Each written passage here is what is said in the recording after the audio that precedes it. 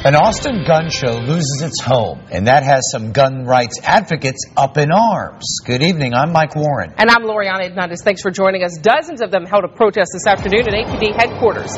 Fox 7's Nancy Zambrano joining us live with the story. Nancy? And Mike and Loriana, more than 100 people showed up here today to voice their concerns against APD. They blamed the department for the recent closing of a gun show at its current location. Dozens of gun rights advocates gather outside APD headquarters. They blamed the department for the possible closing of Austin's gun show.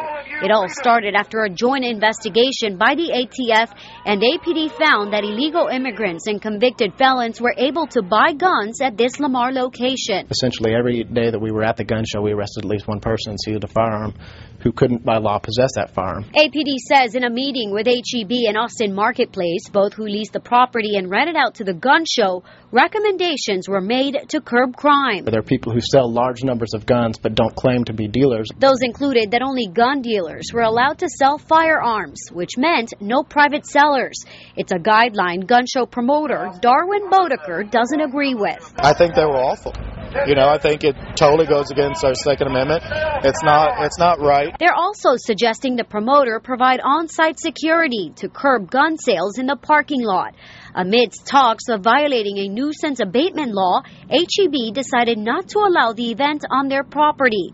These demonstrators, including Bodeker, blame APD for that decision. A lot of strong-arming of HEB, where they obviously pressured HEB into making a decision that they didn't have the full details on. He says most of the arrests made by the ATF involved a different promoter, but APD says the nuisance abatement is attached to the property, not an individual person.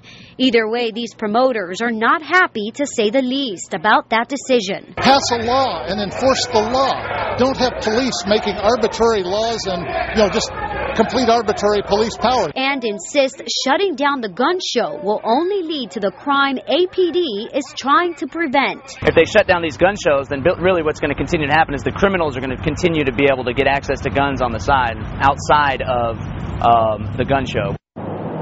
And APD detectives insist that they had no part in shutting down the gun show. That was the property owner's decision. As far as Bodeker, the promoter, he says he's already looking for a new location to organize another gun show. Loriana? All right, very interesting. Thank you, Nancy.